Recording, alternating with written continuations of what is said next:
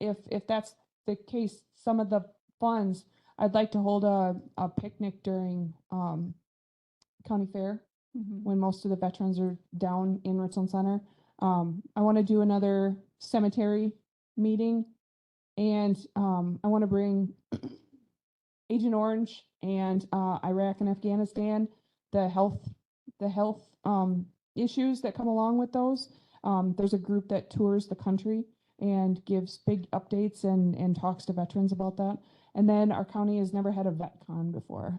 I know I'm probably not going to get all 4 within the next 7 months, but I'd like to at least accomplish a couple of those. And then the last thing, what Mr. Langrick is reading, I actually have a copy of that that's been highlighted, and after the meeting, I will be uploading it into the file as well. Okay. It's already in there, but this is the highlighted portion where exactly you would need to read. Okay, thank you.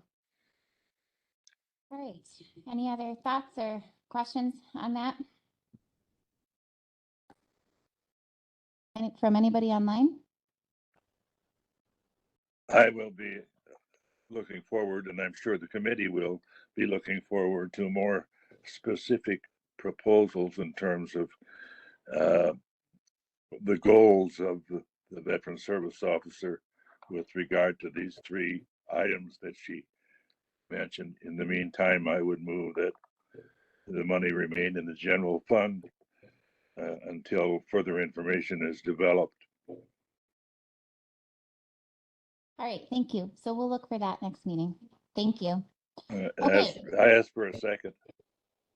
I don't think we need a motion on that, Mr. Steep, because I think that's where it's at right now. It wasn't an action item.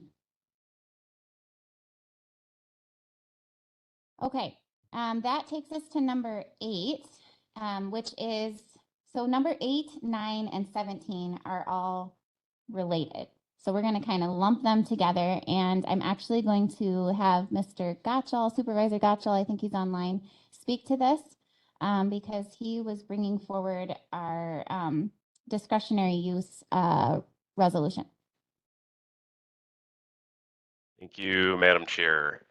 Yes, so it looks like what we have up on the screen is the results of some employee survey feedback initiatives, particularly this one from last year. These are a bit anecdotal, I admit, but the theme that exists in my mind, I guess, is a lack of financial compensation, insurance benefits, pay is the central theme. So I think we wanted to bring these forward just to maybe reacclimate members of the committee or acclimate some of the new members of the committee, kind of what we're dealing with the staffing shortage and crisis, not only with just HHS, but across the county. Madam Chair, would you like me to go right into item number 17 as well? Yes, I think that would be good, and then we can follow up with questions after that. Okay. So for this agenda item, I'm looking for support from the rest of the committee to forward a recommendation onto the Finance and Personnel Committee that we allow individual departments to use up to 20% of any department budget surplus at the end of the year for the express purpose of employee bonuses or additional salary, one-time additional salary. The reasons for this are multifaceted, I should say, but the highlights that I'd like to mention are departments that are made up primarily of payroll expense. At the end of the year, if there's a surplus, there's a very good likelihood that means that they were understaffed through a portion of the year. There are cases, obviously, when that's not true, but a majority of the time that is the case. this is particularly noticeable in large service-based departments, HHS and Pine Valley being two examples. So I would like to propose this as an exercise of good faith to those employees that are they're working under these short staffing situations. They're stressful, and we know that retention has been an issue through these situations. So a couple of finer points that I think we should propose, again, up to 20%. This is after final figures are available. The use of the funds would be at the discretion of the department's appropriate standing committee. It must be in the form of a one-time extra payment, so no ongoing salary increases that we may not be able to pay for or facilitate in future years. And then I would like the terms of the disbursement. So, which employees are eligible, how much per employee, et cetera, be at the discretion of the standing committee. I believe that just gives this proposal a little more transparency, probably at the full county board level, when we can say that these decisions were made at the committee level as opposed to just the department head, for example.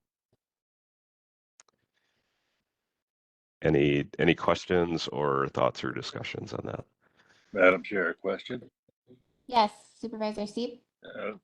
Couple of questions. Tim, are you referring to the budget year for 2024 for this proposal? And we were in the middle of the year now. This is something that is not in the budget. Are you suggesting that we make a revision of our current budget? I would argue that no revision of the budget is necessary, and we could start this potentially with 2022 figures, because this has no net impact to the budget. This would be use of surplus only. All right, then the second question I have is there has been some discussion. I think this is really a personnel and finance matter, but there has been quite a bit of discussion about tying any compensation, increases in compensation to evaluations, which we are currently not doing. And I think it's strongly being suggested by people on the Personnel and Finance Committee as well as the interim administrator. How do you feel about that? I don't disagree with that. In the realm of ongoing salary increases, I think in this conversation, a one-time extra payment tying that to performance evaluations might be a bit clunky, but I would be open to what others think. Okay, I think it's important to think in terms of how well people have performed in terms of their goals. Have they completed the goals that have been outlined to us at the beginning of their calendar year or fiscal year? And so I think it's very important that we look at that in relationship to an evaluation of the employees, and most basically on the terms of performance in relationship to goals. I'm through, Madam Chair. Okay. Yes, Supervisor Renish.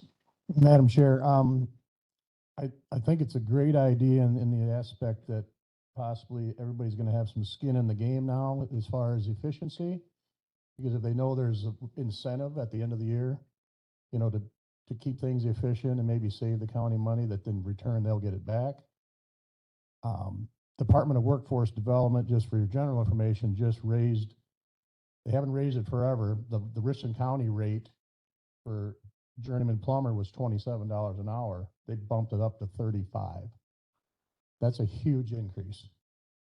And third point, my concern is because we have large departments that have more room for pushing, we have departments that we all know are running on a shoestring right now.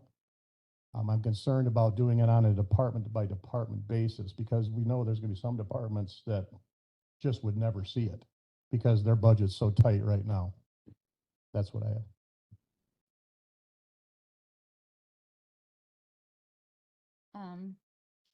Mr. Gotcha, I don't know if you wanted to have any thoughts on that. I don't. The third point, Ken, that's an excellent point. I don't believe that there is a way to roll out something like this completely equitably to every department. But I guess my only rebuttal would be that this is more noticeable in larger departments that run significantly understaffed. I think smaller departments, it's probably less noticeable unless they're running at 50% for large portions of the year or something of that nature. But which does happen, but I don't know that we see it as often. So, Madam Chair, Yes. so are you suggesting that if there's a surplus in the budget, beyond the projections of the 5-year plan, that the board could possibly be at liberty to approve a disbursement of those surplus funds on some sort of an equitable basis to employees? Is that what you're saying? Because we do have a 5-year plan, and any changes in the budget will affect our 5-year plan. Again, Madam Chair, if I could respond, Yes, please. I don't think this has an impact on the budget because we're talking about surplus only. Does our 5-year plan include planned surplus? I'm unaware that it does. Right. So, Tim, I know you have to leave here in a minute. So I did have a couple questions. Maybe should we postpone this till you can come back? If you'd like to, yep, I'll be back about 10:15. Okay. Is that okay with the committee if we postpone further discussion till he's back? Yes. One question I would have is that I'd like to ask Tricia what her feelings are since she'd have to probably administer such a thing. Okay. How would we go about doing So this? it's 10 right now. I know Tim has to leave at 10. I do want him to be a part of this discussion. So if you're okay with it, we're going to postpone it till he's back online and then we'll keep up on this discussion. Is Not that a okay? problem. Yes. Okay. Do you guys know, do I have to have a motion for that? I can never remember. Same meeting. Okay. Yes, we're going to come back to that. Thank you, Tim. Okay. So let's move on to, where were we at? Let's go to our consent items, 13, 14, and 15, which are expenditures, budget summary, and contract monitoring. Was there anything in specifically that we needed to go over? I looked through those. Hopefully the rest of the committee did as well. I know on contracts, there were a few that were over, but I didn't know if that was something we wanted to speak to directly, or if you wanted, Stephanie, did you want to say anything about the budget?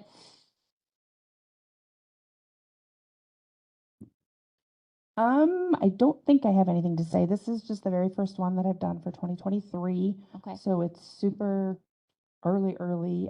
As you can see, I took out any kind of projection. And this is just basically a point in time budget balance is what we're kind of looking at. So a lot of revenue has not come in yet for the first part of the year, but that's normal. It takes a while for the state to get things up and running and get us back our money. So nothing there. And then again, a very, very preliminary placement report. We're really only looking at 2 months, even though it's April. When we look at that, we really only have 2 months worth of expenses in there. So. I know we said we were going to take out all those extra graphs. Did we land on, were we going to review those at any point during the year? Do you remember? I think quarterly. Quarterly, I okay. believe. Yeah. That's what it was. So I figured this is January, February, March. So then maybe, yeah, when I Okay. maybe next month I'll add the other graphs. Hopefully so. it marginally reduces Yeah. your effort. Hopefully. So then on the contract, who's Maybe. So I saw there was at least one that was through March, but a couple of them were over for February. Was there any that you were really concerned about?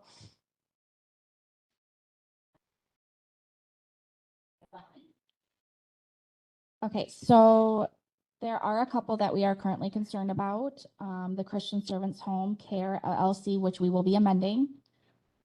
And then Premier Financial Management Services, we will also be amending. So you'll see a couple contract amendments coming through for the next couple months.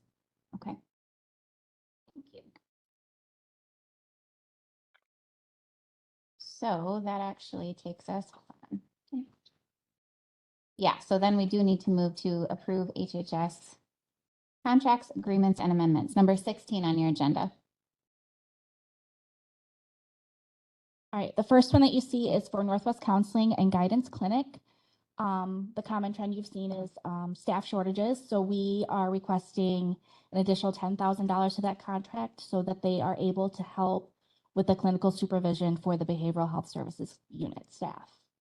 This tied to our later agenda item, Trish? Yes, it is. Okay, Yes. all right. That was me. Sorry. Okay. We have to do these separately, don't we? Yes. Okay. Does anyone have comments on that or anything? No? You're just moving? Okay, Mr. Van Landijk makes motion. Mr. Severson with the second. All those in favor, please say aye. Aye. Any opposed? Okay. Okay, and the second contract that we have is a brand new one for 2023, and it's for Marathon County Juvenile Detention Center.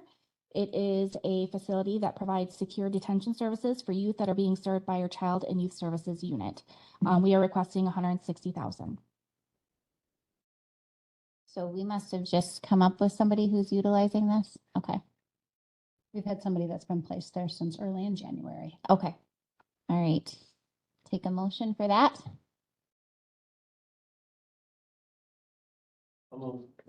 Mr. Severson moves. Do I have a second? Mr. Van Landijk? Any discussion or questions from the committee? Yeah, Mr. Severson. So is this one of those mandated placements that we have to pay for and do? Yeah, he is, has some delinquency charges against him. He was in a residential placement, had some issues there and has been in the detention center. So we are looking for other alternative placements for him. But for now, until we can find something, this is where he'll have. Was this like a court ordered Yes. placement? Yes. Okay, if no further questions, all those in favor, please say aye. Aye. Any opposed?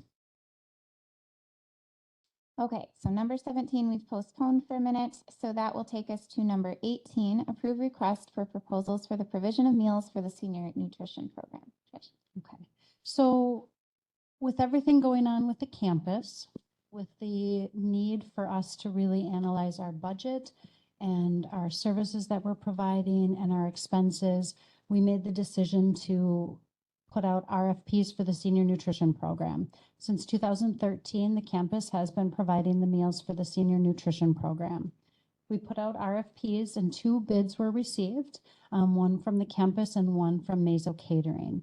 Yesterday, the Commission on Aging and Disability met along with the Nutrition Advisory Commission or Nutrition Advisory Board and made the recommendation that Mazo Catering be chosen for the bid. How that decision was made is that each of the 2 bids were analyzed by Tanya, our nutrition coordinator, Roxanne, the ADRC manager, and myself, and it was determined that the bid for Mazo Catering is what was recommended. A couple of reasons for that. Number one, and the biggest reason, is stability. Mazo Catering is able to follow through with the request to provide meals through the end of 2024, which was what was in the RFP. But the biggest thing is they've been established, they've been around a long time, they're stable in the community.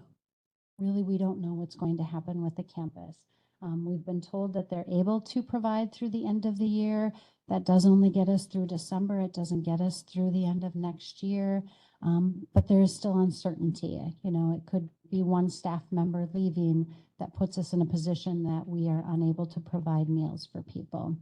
The bid for Mazo Catering is 15 cents more per meal than what we are currently paying. Sauk County pays considerably less than what we do, but at the time they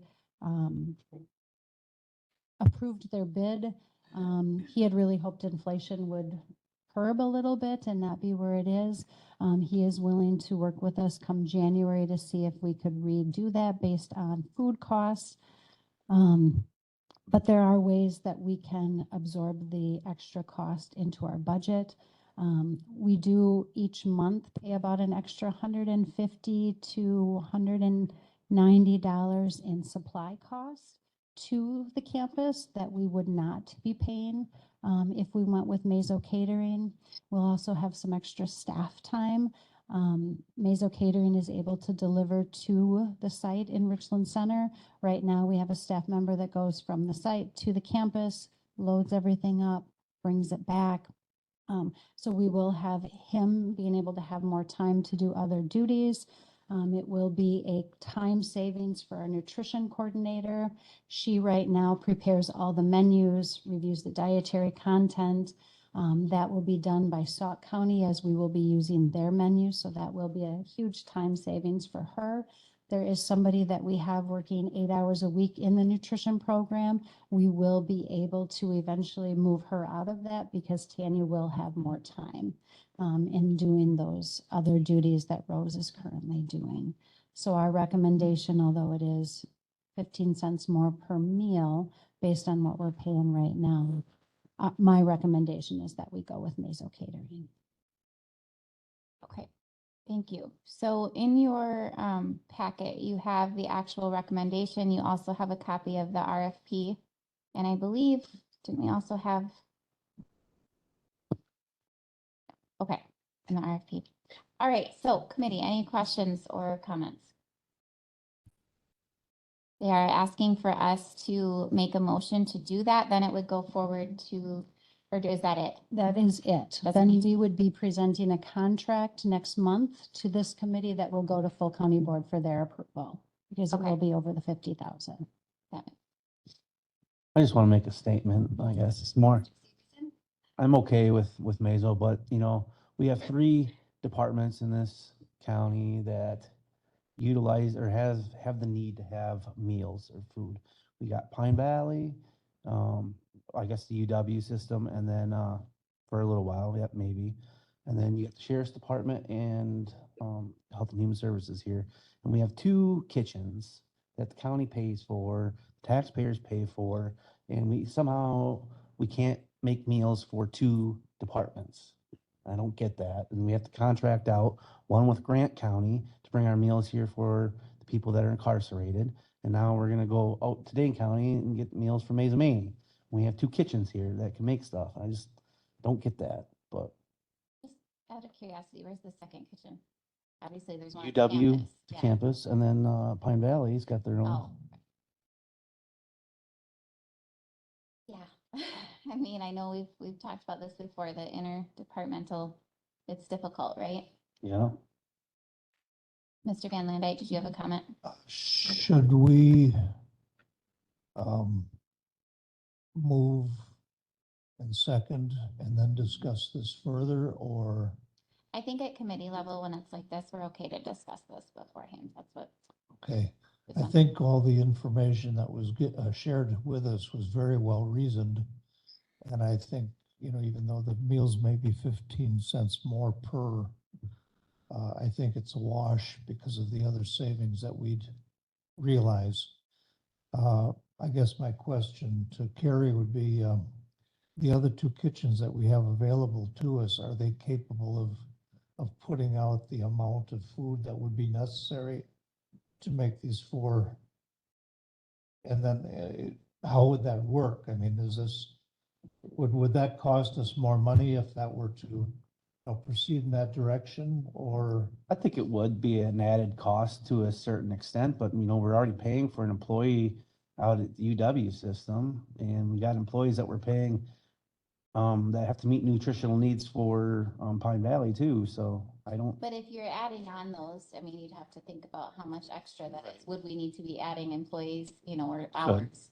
So there's always that discussion too. So whatever it is that we'd have to pay extra would be above and beyond what we're currently paying them. So if the other comes highly recommended, even though we do have those facilities, I don't know if that would be put too much of a burden on them, or, you know, I think that should be looked into further. But for the time being, if we've got this in front of us and they've been very reliable, I understand what you're saying, and I think that's very well reasoned. But maybe to accept what was proposed, and then maybe later on give the county board a chance to maybe I agree with that. make a decision to consolidate, or, you know, provide for ourselves those things at hopefully a lower cost because it's local. But I think we're kind of in one of those realms that, you know, we're kind of spread out. And I think to serve our current needs with the likelihood that the state may shut down our campus, then we're going to be down to one kitchen. So I would, because of that. But the county would still own that kitchen. Well, yeah, that's true. Yes, but what will we do with that kitchen? Yeah, You know, that's going to be There's a lot of questions, I Make think, meals for to jail bring inmates to and the stability. yeah, I nutrition think sites and. until that's resolved with the state and the Board of Regents and the rest of them, I think we're kind of up against the wall. And I would make the motion that we accept Trish's her proposal that we go with Mazomanie. So that'd be I would Okay, move that. Mr. Van Lande is making a motion. I'll second. All right, and then maybe we can continue discussion. I did just want to say, I do think we need to consider the fact that Director Clemens and Tanya and Roxanne have all put a lot of thought and effort into looking at this and looking at different ways to meet this. You know, we have how many people do we serve with that program? We do between 350 and 400 meals a week out of the campus. Right, and you know, from their perspective, wanting to make sure that we aren't going to have any breaks in service, that it's very, you know, we need to consider the people that we're serving as well. I guess I want to make it clear. I'm for Mazo, and I just wanted to bring up for people's information that we do have 2 kitchens. We are contracting with Grant County. So at some point, let's have a discussion as a county and say, hey, we have a food need here. We have the capabilities possibly. Let's have that discussion instead of contracting out at some point. I'm for this now and not against it. Okay, But I was just making it aware. I agree with you. I That just we don't have know that. where we would have that discussion. That would, Madam Chair, yes, I sit on Pine Valley and Public Safety, and I have brought this very thing up in Public Safety when we reviewed that contract, and I brought it up to Pine Valley. And it always just seems to me nobody's very excited about it. So maybe we should make them excited about it. well, let me in on your plan when you've got one. I agree with you. Yeah, Madam Chair. yes. Because of what we've done right now, I think it'd be between you guys, is it possible for us to maybe make the recommendation to the board that they look further into this? And maybe in the future, another year or two, when this contract runs out, that maybe we can consolidate locally into these things. If we've got those kitchens, because the next 2 years are gonna be with the university really up in the air. I don't think that's a bad idea. I think it might be a bit premature until the discussions with the campus are True. finished. Yes, I agree. So perhaps Depending putting a on- pin on that. Depending on how that ends up going in the long run, I think that's something definitely the board should take up. Would that be through a particular committee? Would we be That a was piece of to that? my question. I don't know what committee that would actually, where that discussion would be best So we facilitated. can kind of leave that for now, but for our purposes now, I think to accept this contract, I think would be in our best interest. Thank you. Administrator Madam Langreck, did you Chair. have a comment? Hold on one moment, Mr. Steep. Administrator Langreck is going to comment. Yes, thank you, Madam Chair. I just wanted to comment on, thank you for the research and the efforts that went into this project. I think the understatement that needs to be expressed though too is that we're aware that a big part of the UW cafeteria campus is based on revenues coming in from the nutrition type of a program. Those things remain in place for the next like 60 days because we're not doing the transfer until that point in time. So, I mean, that's kind of the unspoken thing, but I think it needs to be on record so that everybody understands what the vote is about. I'm still in favor of the action of going with a contractor for the purposes laid out in the discussion points that we had. To talk on the second point on trying to have a common kitchen, I've engaged with several discussions with Tricia, with Tom, and with Clay on that. Each of the programs do come with some very specific types of factors that go into the different catering needs.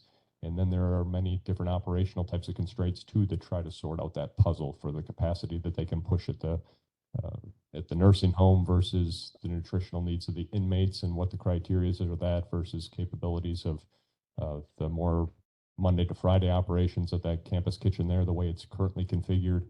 It is a big discussion. It's, you know, not out of the realm of possible, but it would certainly come with the need for behavior modifications and getting everybody kind of on the same page on what the different nutritional requirements are for each one, as well as then understanding where the cost flows are going to go for each of the programs because the cost allocations would also be different. So I don't think it's out of the realm of impossible, but I haven't taken a hard look at it, but I have not come across a county yet in my novice glances of a county that necessarily has that all buttoned down, but there certainly could be examples where there is that we could model off of, but it would require some research. Madam Chair. Madam Chair. Thank you, Administrator Langrick. That was enlightening. Madam Chair. Yes, Supervisor Seep. Yes, thank you. Excuse me. Madam Chair, I appreciate the informed and circumspect view of the administrator with regard to this issue. He's fully aware of the complexities of the different operations where we have kitchens. I am fully supportive of deferring to the good research of the folks who brought this proposal forward. And it's my understanding that a formal resolution for formal action will not be coming forward to us until the next meeting. Is that correct?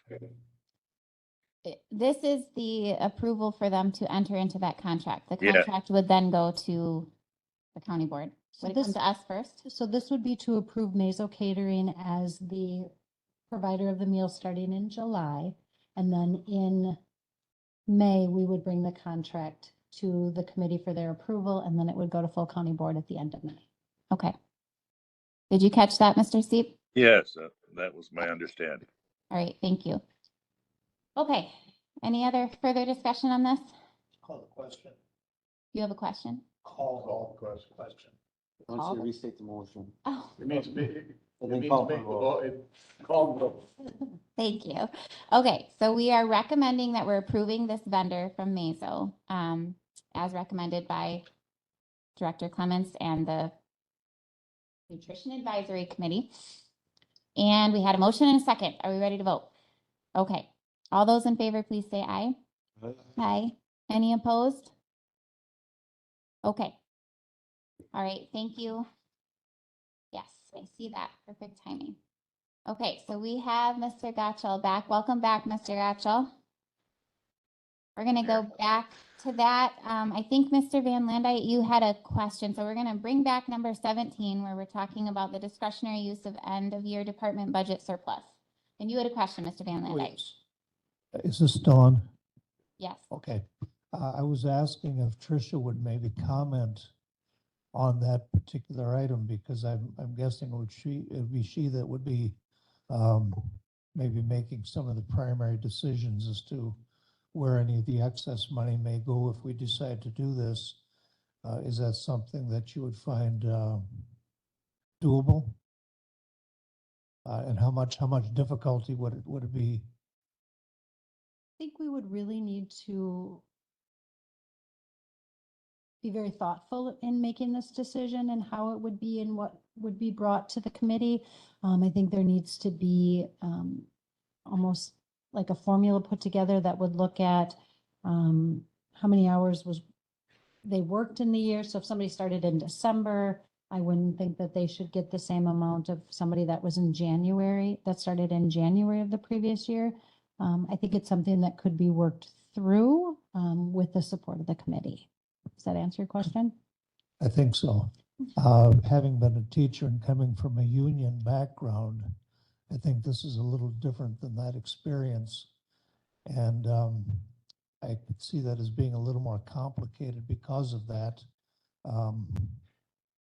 So anyways, if depending on how this moves forward, we've got another, what, 7, 8 months yet before that has to be determined to see where we stand. But I think we've got time in between maybe to come up with some solid determinations as to what to do with the people. I read all the comments that were provided on the screen earlier with the questionnaire was passed out to people. And having been a union member and a union leader for our school, I could see a lot of their comments were parallel to the ones that I experienced, and they're valid. And I think there's a lot of things that need to be considered that goes into this, and I'd like to be a part of that if and when it comes to be. I think one of the problems we have here is the fact that it's a shame that Van Orden doesn't have anything to do with this because he's for the United States Congress, whereas we have to deal with our Wisconsin Congress that is perpetually cutting and cutting and cutting and not accepting federal funds for various programs that we desperately need. And they seem always to want to hinder rather than help in the local conditions. I'd like to see an increase in the salary of everybody, because I think many of them are underpaid. I think that's one of the major problems that we see here with people not, performing as best they can, doing the best job they can, and not being compensated properly. And I think it all stems from state funding or lack thereof. So anyways, that's my only comment. Thank you. Mr. Gottschall, I had a question because you had mentioned that perhaps this would even include 2022, but wouldn't those surplus funds already have been appropriated? I don't know. That would be a question for probably the Finance and Personnel Committee and potentially Clerk Kalish. We are unaudited, are we not, for 2020, or has the audit been completed? I lose track. Stephanie's shaking her head, so. Correct. The audit's not complete, so we don't even know what that amount would even be yet at this point. Okay. Did you want to say something, Mr. Just comment, I appreciate the discussion here today. I would say that Health and Human Services have been running understaffed. They've had quite a few positions open, and that retention factor is certainly meritorious of an action like this. You will have to balance that this could lead to a Me Too with other types of departments. The other financial aspect that you do have to consider too is committing underspent funds out of your budget. You can do that, but we still run into situations then where we're trying to balance that with overage spendings that we would have potentially with other budgets or other funds. So it's a consideration factor. In working through the financial plan and such, I also do appreciate though that a lot of our places that we're looking to do reductions to try to preserve and bolster other types of functions has been pushed onto this department and to this committee to try to solve those types of problems. And I mean, obviously you're pushing kind of so hard and expecting more and more with less and less. It is also very appropriate to award folks, but there would have to be some type of a well thought out delivery on it, on how to try to tease out those other financial things of how do you capture it to the extent where it's not a Me Too type of a thing, and then the county puts themselves in a position where they're committing their underages and still left with an overage liability on a budget. Madam Chair, could I speak to that? Yes. So I apologize if it wasn't abundantly clear to the committee. This is written in such a way that it's proposing any department would have this ability, not just HHS. Maybe that wasn't being assumed, but I just wanted to clarify that. And then the language includes the ability to say no, thank you. And that's why I think this being at the discretion of the standing committee is important, so that we can come to a decision with Director Tricia, for example, but the burden and responsibility doesn't lie solely on her. This would be a standing committee decision.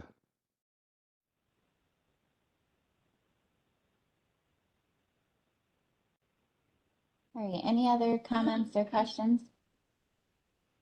Madam Chair, I commend Tim for his interest in providing a more satisfactory employee environment in terms of compensation and reward. And I think his idea is good.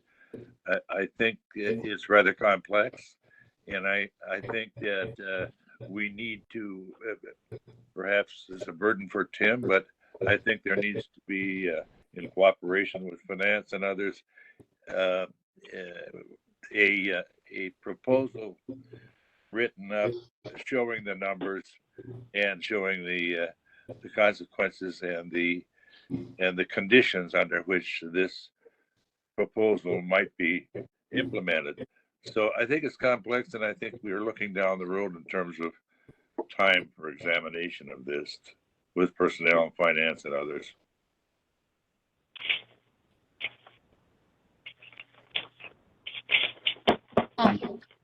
My name is Stacy. Yes, Ms. Price. Can I use the mic?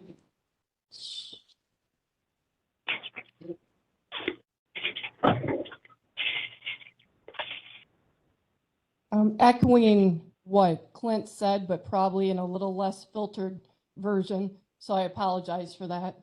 But you know me. And I do appreciate running short-staffed. My department is 3 people. Over the years, it's at max been 4, and many times for long periods of times, almost entire years, we've operated as 2. And I do get it, and I get what that's like and the stress that is on everyone in there. But my concern is for the taxpayers of the county, because I understand how budgets operate, and they operate on money from Richland County property owners. I don't feel that our county is out of the woods with budget struggles. It wasn't too long ago, just a few months ago, it seemed like we were in a ginormous crisis. It seems like we're always in a crisis. So I believe that our budget surpluses should be deposited in the county's general fund, which is the common practice. My department is from the same fund that Health and Human Services is in the Fund 10. So this last year, our net surplus from our department was like $38,000. But that we don't ask for that money back. We understand that we have a responsibility to put that money into the general fund. And we do that because all departments of the county were in the business of public service. This is not the private sector. There was some comments earlier about journeyman plumbers or journeyman trade, sorry, forget which one, and how the rates for that have been raised. That is in the private sector. So the private sector, as you guys know, wages and bonuses, they're paid from profits. Mr. Renish, you know what I'm talking about here. And in the public sector, the money that we get to work from, including wages, comes from tax dollars. So I think that incentivizing with bonuses that use excess funds is kind of a dangerous precedent.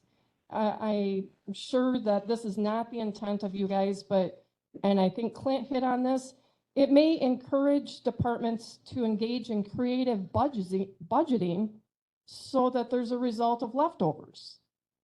I've been here long enough to see a lot of crap.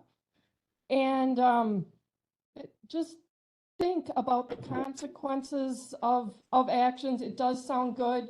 There has to be a way to provide a better experience for employees because they do work under really stressful situations, but I don't think that a bonus coming from surplus is the answer. Thank you. Thank you for sharing your thoughts.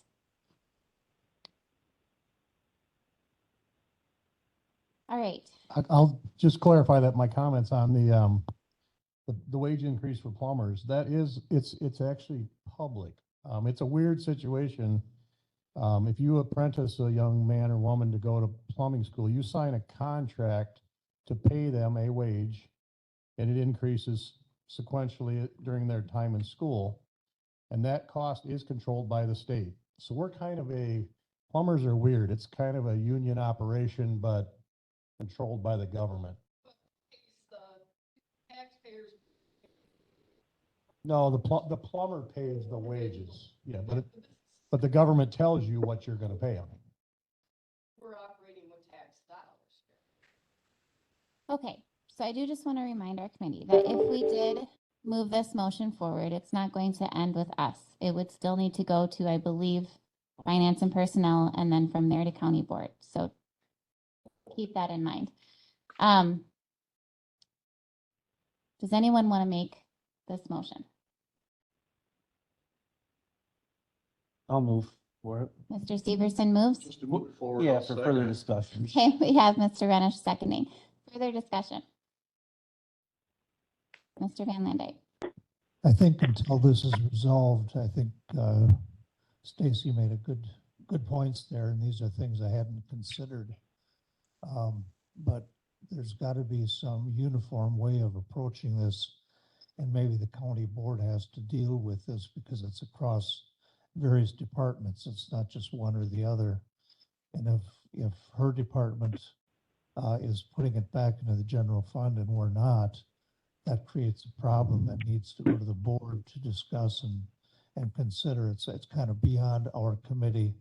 But I think it's not a bad idea. I think across the board, Stacy and everybody else should have an increase in funding. We may be government sponsored and our salaries come from the government. However, the government over the past 15 years or so has steadily cut and cut and cut and, stopped various things coming to the various communities, and they're sitting on $7.7 billion right now that they're going to fritter away, I'm afraid, when they could solve a lot of problems. The problems we're facing in our community are not unlike others. And I think our roads are in bad shape. They're going to give tax breaks and stuff, which is nice. But they've already got the money. Use it. Put it to use. We've got so many things that we need. I guess this is a real sore point with me that the conservatives are just bad news. Thank you. Let's keep it to topic at hand. Thank you. Other comments before we move on? There. Mr. Steep. Yes, I would think that the administration would want to look at a proposal in writing that spells out all the details and formulas, and in his process of constructing a budget, that proposal would be considered depending upon whether funds are available. Yeah. Madam Okay. Chair, Yes. again, I want to stop misinformation here. We don't budget for surpluses. We budget according to our budget. So this would be surplus of a budgeted amount. This would not have a net negative impact to our budget. We can talk about whether that would have a net negative impact to our entire county financial position. At the end of the year, that's a different conversation, but this would not impact budget. Yeah. I don't think we're dealing with misinformation as much as we are raising questions that we would like to see clarified. Tim, I appreciate your comments. Thank you both. I think it's good that we have things very clear I do just want to say I appreciate Mr. Gotchell, you researching this and presenting this. I think the intent behind this is really good. We've had this concern for many years that our, employees are being asked to work in difficult situations with pay that's not where we want it to be. So it gets very difficult to come up with ways when we are struggling financially as a county on how to address that. So I don't know that any idea is going to be perfect. I think that there were some very good points raised. Again, this is, our committee's not going to be able to iron out all of those things. It's going to have to go for, if we move this forward, it would have to go before other committees to kind of try to figure out some of those specifics. But anyways, so thank you, Tim. All right, are we ready to vote on this? Okay. Do we need a roll call or are we good? Just voice vote? What is the motion? Okay. The motion is to approve the recommendation and forward it on to Finance and Personnel Standing Committee, and it's the number 17 in your packet. Do you need me to read the entire recommendation?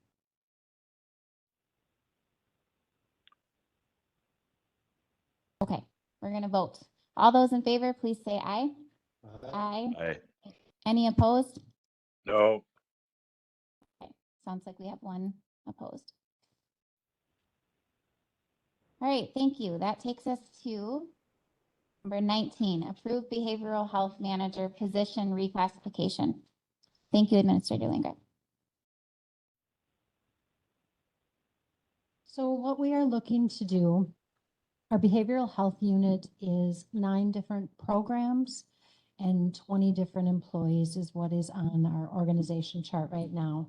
There are 2 primary responsibilities for the behavioral health unit. One is really overseeing the programs, overseeing staff, ensuring that we're in compliance, data reporting, but the other piece is providing clinical supervision to our different programs. What this proposal is to remove the clinical supervision piece from this position and contract out the clinical supervision. And so I have sent this to Carlson Detman and requested a reclass. It does move it from a N to an M, so it does move it down a step. I do believe that this will make the position be more manageable for whoever we hire. One thing I've found is that position is extremely overwhelming for the person. They have to provide the clinical supervision for crisis. They have to provide the clinical supervision for our CCS program. They do provide some clinical supervision for our therapists. If we have other entities that are providing that, and this person can really just oversee all the programs, oversee the staff, ensure that we're in full compliance with the state, I do think it will be a benefit to our agency. So I am asking for your support. This does need to go to the administrator, and he did approve it, and then it goes on to Finance and Personnel and full county board. This committee does not need to give approval, but I'm asking that the committee give approval for this to show that this is something that you looked at and that you are in support of. Okay, thank you. I move for approval. Okay, we have a motion. Do we have a second? A second. Okay, discussion. Okay, I wanted to ask a question. You talked about moving from M to N. What does that entail? What does that mean? It just changes the grade, the pay grade. Okay. Yep, so right now it's N and it goes down to M. So it gets moved down a step because there are duties removed from the position. You should have those pay grades in your folder. Any You other? should have those pay grades in your not folder, but your iPad under administrative documents. We'll let you show me later. Great. Well, I don't see a problem with this. Obviously, it'll have to go through Finance and Personnel, but if there aren't any concerns, we'll vote. All right, all those in favor, please say aye. Aye. Aye. Any opposed? Okay. Number 20, approve new coordinated services team or CST coordinating committee member. So this is in your packet, the list of who is proposed to be on our CST, Coordinated Service Team Coordinating Committee, and this also covers our CCOP program. And we're just asking for this to be approved to be sent on to the full county board. I move for approval. Thank you, Mr. Steep. Do I have a second? Second. Mr. Van Landite? All right, looks good to me. There are no questions. All those in favor, please say aye. Aye. Aye. Any opposed?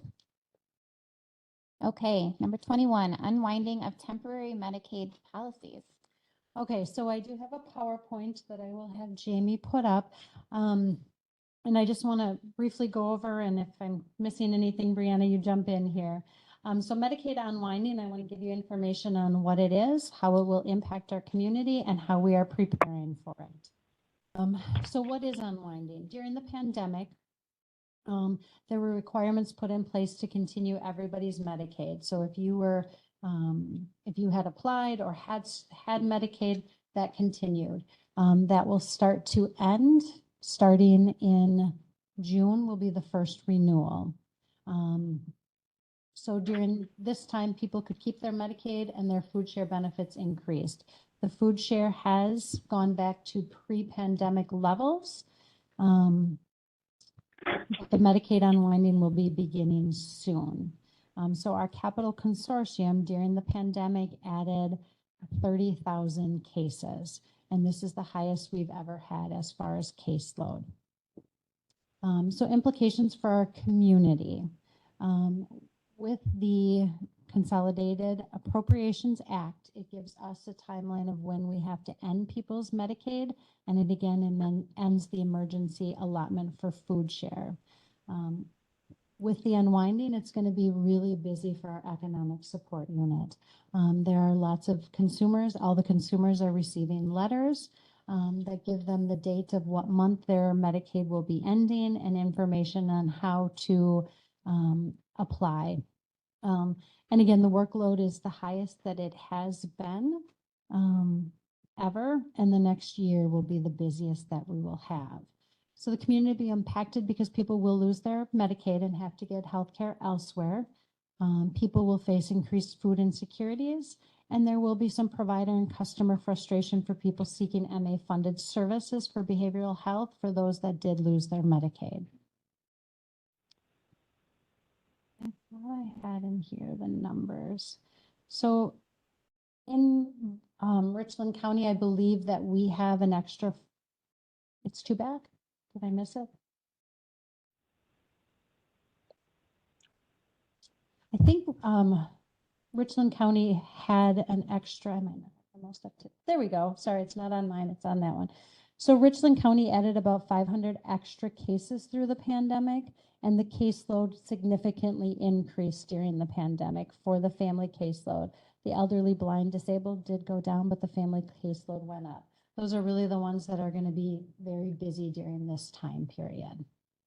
Sorry about that.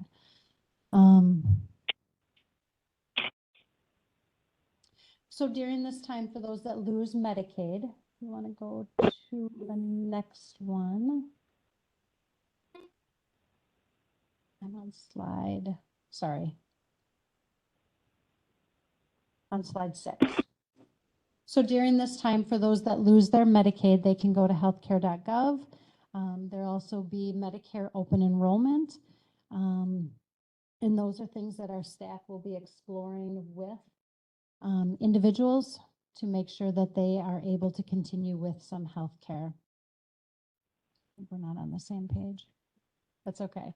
So how we are preparing. One more. Hello? I feel like we're not on the same one. Next one then. So how we are preparing. Sorry about this, Jamie. So staff are being provided updated training prepared by the state and supplemented by the Capital Consortium. Trainings are focused on pre-pandemic policies. Right now, half of our staff were hired after the pandemic began, and although trained on policy, have never practiced under pre-pandemic rules. They've always practiced under the public health emergency rules. We are also preparing by informing the community on different ways to update their cases. You may have seen commercials that Wisconsin DHS has been out there saying, please update your phone number, your address, giving us that information. We are providing written documentation at the front desk for those who come and ask questions. Our manager and lead worker in the unit are attending a training in May to learn skills on how to better support their staff. We are keeping all staff at HHS updated and informed on what they can do to support consumers who have Medicaid and how they can support each other. Because during this time, our economic support staff will be busy and will need that extra support from each other. Also during the unwinding, the manager and lead worker will be providing extra support to staff, and there will be some duties that will fall on their plate that they have not had to do. And so there will be extra work for them. And then we are also have updated our list of available community food resources so that there are individuals when they come in that can get that list if they do have some food insecurities. What the board can do to support us. The first one is really encouraging constituents who come to you to make sure that they have all their information updated and that they're reading all mailings that they're receiving from CDPU. It's the Central Document Processing Unit. So if they have services, that is who sends out all the letters. So making sure that they're reading it and they're providing their correct information. And then there's also a website, and we'll be uploading this PowerPoint after the meeting that has information for consumers and really goes over what it is that they need to know, do to make sure that everything goes as smooth as possible. Any questions? I was very disorganized at the beginning, so if you have questions, please let me know.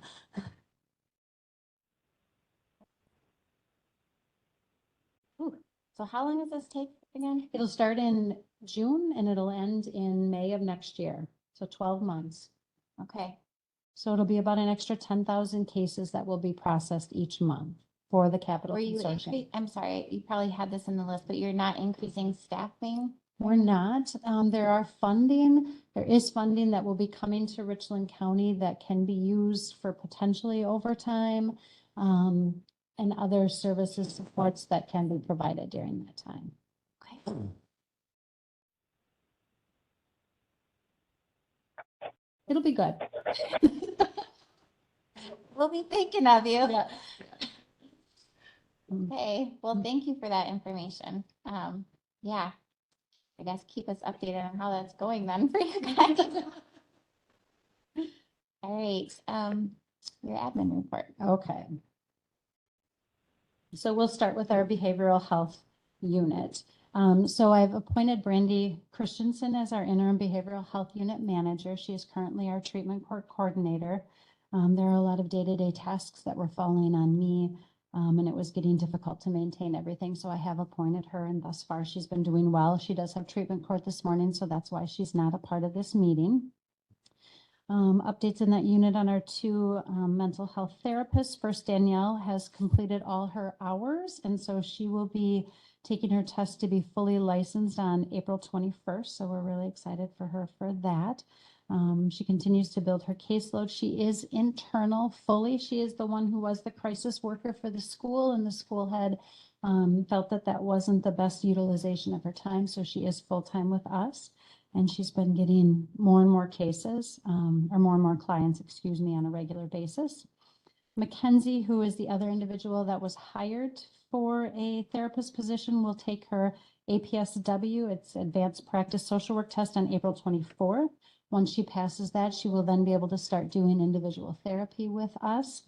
And so we wish her well on that. In the meantime, though, she has been doing our crisis response services. We do have the APS crisis position that we are looking to fill, so that is advertised. And so we're hoping by the time Mackenzie gets her test done, we will have somebody in that crisis role. With our substance abuse services, we were approved the medication assisted treatment grant through the jail. So it's pretty exciting. It's about $150,000 over the next little over a year and a half, or almost a year and a half. So we are coordinating with the jail and working with them, and it's for individuals who are in jail that may need those medical services, medication to help with their addiction. And this grant will fund the medication, the case management, and the medical evaluation that needs to be done. Savannah has also joined the treatment court team and is helping to co-facilitate the treatment court groups. We've had an increase in number of referrals to treatment courts, so we're hoping to get more people in that program. I believe there's either 4 or 5 right at this moment. With our CCS, we have contracted with Trailhead Counseling out of Viroqua to provide the clinical supervision, and so far that's going well. You may recall that Trailhead does do some of our service facilitation that's already contracted out with them. So they are just providing that supervision with Corey and Beth, our 2 workers. Economic support, you know, we did give you that update, but they are really preparing and getting ready for the end of the continuous eligibility for healthcare benefits. The Capital Consortium management has daily check-ins to ensure systems are running smoothly across the consortium and to address any concerns or trends being seen. We are preparing locally by being sure all the ways to apply, renew benefits, and report changes are offered at our front desk area. Our on-call worker will be available to assist walk-ins with questions or guidance on the process. Paper applications and change forms are being put up front for the public's easy access. Since phones are going to be very busy, we want to be sure that all customers are able to get their needs met in a timely manner by offering alternative ways to complete the actions needed to be taken. We're strongly encouraging consumers to use the website at access.wisconsin.gov. Applications, renewals, and change reporting can be done on this website. Customers can also upload any needed documents to the website. Along with this website is a smartphone app that customers can upload to their phone, and they can do all the same things on their app as they can on the website. And that is a really good alternative for consumers without computer access, but who do have a smartphone. Computers are also available at the ADRC for consumers to use as well. With Children and Youth Services, April is Child Abuse Prevention Month, and the Child and Youth Services staff will be participating in a local training in May on death scene investigation and doll reenactment training.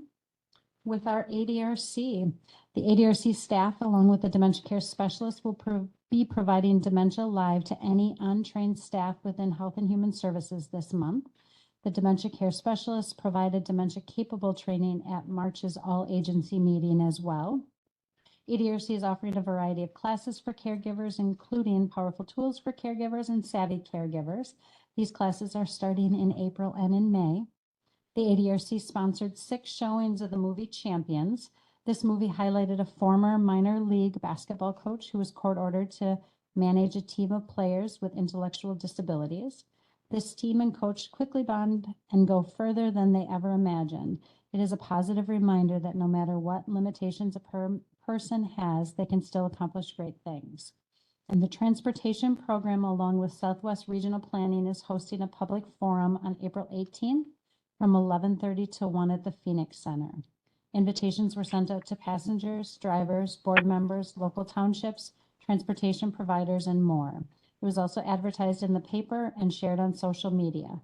Individuals can attend in person or via Zoom as well. This public forum will help to shape our local required 5-year transportation plan, which is used to guide services provided and write transportation-related grants.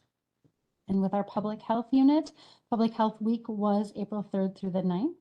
COVID vaccines have been postponed, and there was a press release sent out informing the community of alternative vaccine site options that are available. COVID cases continue to be of concern, and public health encourages the community to continue to engage in safe practices to help reduce the spread of the virus, especially among at-risk populations. We currently have an MOU in place with Iowa County for assistance with animal bite investigations, and so those cases will be sent to them moving forward. Keep in mind, we just have Brandy in the unit, so it's usually a unit of 3, and we just have Brandy. We're still trying to finalize an MOU with Vernon County. Partners for Prevention, along with law enforcement, will have a drug take-back day on April 22nd from 10 to 2, located at the Richland Center Police Department. On Tuesday, April 11th, we held the final Community Health Needs Assessment meeting. There were 2 sessions. The morning covered the topic of mental health, and the afternoon was substance abuse. This completes the community meetings, and the next step is for the creation of the CHIP plan and moving forward with working on the identified goals. We are hoping to have both plans to us by the end of the month. And then we continue to have open the public health nurse role and the public health officer / manager role. And then the last thing is April is Alcohol Awareness Month, and I just want to bring that to your attention. Any questions? Well, Busy. Covered an awful lot of ground. In the very beginning, you talked about you're having one.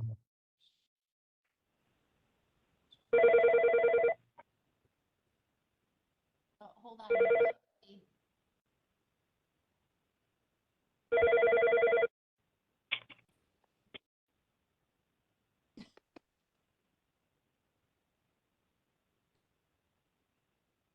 Okay. All right, go ahead, Lee. Okay, thank you. How do we here in Richland County stack up against other counties in terms of caseload? Do we have a bigger caseload or about the same as others, or do you have any idea? In what department? The first that you talked about, The economic support. the counseling. So with our behavioral health, when I started in July, we did not have any internal mental health therapists. Danielle started with us about the middle of January, and she does not yet quite have a full caseload. And so what we really look at is we want her to have at least 30 hours a week of scheduled appointments, because she also does some jail mental health, and then just with unit meetings, staffings, those things. So she's getting pretty close. We recently put something out on Facebook, and actually at the next day, we received 12 calls in one day looking for services. So it's with our substance abuse and our mental health, we're not fully full caseload yet, only because we're still working on building it because it's pretty new. Okay, now Danielle, what's her last name? Relke? Okay, I don't know. Okay. I knew another one. Do we have enough funding to cover the people that you want to hire to do these, Yes. provide these services? Yes, we do have it in the And I budget. was wondering, is there any state funding we could apply for to try and enhance?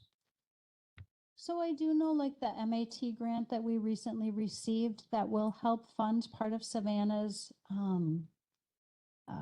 her salary. So anytime we come across those, we really do take a peek at it and we look at, is there a benefit to us to applying for that, and anything that we find that will benefit us and not create more work, those are things that we look into. Excellent. Thank you. All right. Thank you, Director Clements. Okay, committee members, are there any future agenda items, or for that matter from staff, that we need to discuss? You look like you want to speak. Yes. Is there anything seasonally coming up that we need to deal with? Seasonally? Yeah, is there anything coming up that during the summer months would be more prevalent in terms of things that we would need to do as opposed to other months of the year? So it's just kind of come and go. Yeah. Okay. I'm on vacation. I got 6 Saturdays and 1 Sunday a week. I have to figure out which one's Sunday. So we will start working on our budget for next year. That'll probably starting in May. So that is a fun thing that we get to start to do. I like your use of the word fun. Seems loose. I think as far as you talk about seasonal, and Brandy might appreciate this, with the warmer weather, really making sure you have your animals vaccinated and you have them on leashes. She did have quite an increase this past month in animal bites. So she probably would appreciate if I do a shout out to make sure you have your animals vaccinated and you're keeping them on a leash if you're concerned that they might bite. It's a good PSA. A friend of mine and I put up turkey blinds yesterday for the Learn to Hunt come this weekend. Mhm. And my friend found the first wood tick, so be careful of ticks. May I speak, Madam? Yes, of course, Brandy. Hi, this is Brandy Anderson here, public health staff nurse and interim health manager. You made a good point that yes, indeed, there are increase in Lyme cases usually and tick-borne illnesses during the summer. And thank you, Director Clements, about mentioning the animal bites. I'd also like to remark that just keep in mind that with summer recreation, there's also the concern for waterborne type of illnesses and even some food illnesses with like upcoming celebrations and events. And that's all I have to say. Thank you. Okay. Thanks, guys, for a great meeting. We meet next month on the, hold on. Thank you, the 11th at 9:30. Thank you, Mr. Enish. Do I have a second? Mr. Van Landij, all those in favor, please say aye. Aye. Any opposed? All right, thank you. Thank you for a good meeting.